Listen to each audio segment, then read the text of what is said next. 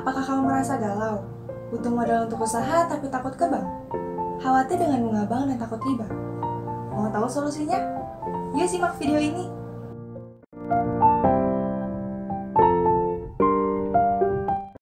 Terdapat perbedaan antara sistem ekonomi Islam dengan sistem ekonomi lainnya, yaitu dengan tidak diterapkannya bunga sebagai peranata beroperasionalnya ekonomi tersebut. Dalam sistem ekonomi Islam, bunga dapat dinyatakan sebagai riba yang haram hukumnya menurut syariah Islam. Lalu sebagai gantinya, sistem ekonomi Islam menggantinya dengan peranata bagi hasil, yang dihalalkan menurut syariah Islam berdasarkan Al-Quran dan hadis. Bagi hasil dalam bank syariah terjadi antara nasabah dan bank syariah. Nasabah diperlakukan sebagai orang yang akan melakukan investasi kepada bank syariah. Sementara bank syariah berlaku sebagai manajer investasi yang akan mengelola dana masyarakat untuk menginvestasikannya pada sektor-sektor untuk mendapatkan keuntungan. Dalam sistem transaksi syariah yang berbasis bagi hasil dibedakan menjadi dua akad. Yang pertama, akad mudharabah, yang kedua, akad musyarakah. Untuk pengertian mudharabah yaitu akad kerjasama yang dilakukan oleh dua pihak, di mana pihak pertama sebagai sohibul mal, yaitu orang yang memberikan seluruh modal, sedangkan pihak kedua sebagai pengelola atau mudharib. Dalam implementasinya terbagi menjadi dua, yaitu tabungan mudharabah dan pembiayaan mudharabah. Berikut penjelasannya. Yang pertama, nasabah pemilik dana dan bank syariah melakukan akad mudharabah. Yang kedua, nasabah menyetorkan uang sebagai tabungan di bank syariah sebagai setoran awal. Yang ketiga, terjadi riwayat transaksi antara nasabah pemilik tabungan dengan bank syariah. Yang keempat, pooling fund atau konsorsium pendanaan oleh nasabah pemilik dana kepada bank syariah. Yang kelima, bank syariah menyalurkan pembiayaan kepada nasabah yang membutuhkan dana. Yang keenam, nasabah pembiayaan membagikan pendapatan kepada bank syariah.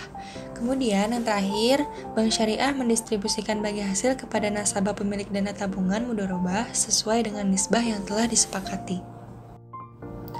Kemudian, pembiayaan mudharabah. Yang pertama, nasabah pembiayaan dan bank syariah melakukan akad mudharabah. Yang kedua, bank syariah memberikan 100% modal kepada nasabah pembiayaan untuk suatu usaha. Yang ketiga, nasabah pembiayaan mengelola dana tersebut sesuai dengan keahlian dan keterampilan yang dimiliki. Yang keempat, atas keuntungan yang diperoleh dalam usaha, nasabah pembiayaan melakukan pengembalian modal untuk sesuai dengan nisbah yang disepakati. Yang kelima, kerugian sepenuhnya menjadi tanggung jawab pemilik dana bank syariah selama kerugian tersebut bukan disebabkan oleh kelalaian pihak pengelola. Kemudian, pengertian musyarakah adalah akad kerjasama antara dua orang atau lebih, yang mana masing-masing pihak akan memberikan kontribusi dana dengan kesempatan bahwa keuntungan dan kerugian akan ditanggung bersama sesuai dengan kesepakatan. Sekarang kita lanjut ke musyarakah. Untuk musyarakah ini hanya ada satu implementasi, yaitu pembiayaan musyarakah. Berikut penjelasannya. Yang pertama, nasabah pembiayaan dari bank syariah melakukan akad musyarakah.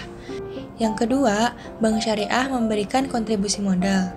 Yang ketiga, nasabah pembiayaan memberikan kontribusi modal dan keahlian. Keempat, atas keuntungan yang diperoleh dalam usaha, nasabah pembiayaan melakukan pengembalian modal usaha sesuai dengan nisbah yang disepakati. Yang kelima, kerugian ditanggung oleh masing-masing pihak, bank syariah, dan nasabah pembiayaan sesuai dengan kesepakatan bersama. Dalam praktiknya, mekanisme perhitungan bagi hasil dapat didasarkan pada dua cara. Untuk penjelasan yang pertama mengenai profit sharing, yaitu total dari pendapatan usaha yang dikurangi dengan beban usaha sehingga ada keuntungan bersih. Kemudian penjelasan yang kedua mengenai revenue sharing, yaitu laba atau keuntungan yang diperoleh melalui total pendapatan usaha sebelum dikurangi dengan beban usaha yang disebut pendapatan kotor atau bruto. Dalam akuntansi syariah, cukup banyak hal yang melibatkan berbagai bentuk syariah. Salah satunya adalah laporan keuangan syariah. Terdiri dari apa saja komponen laporannya?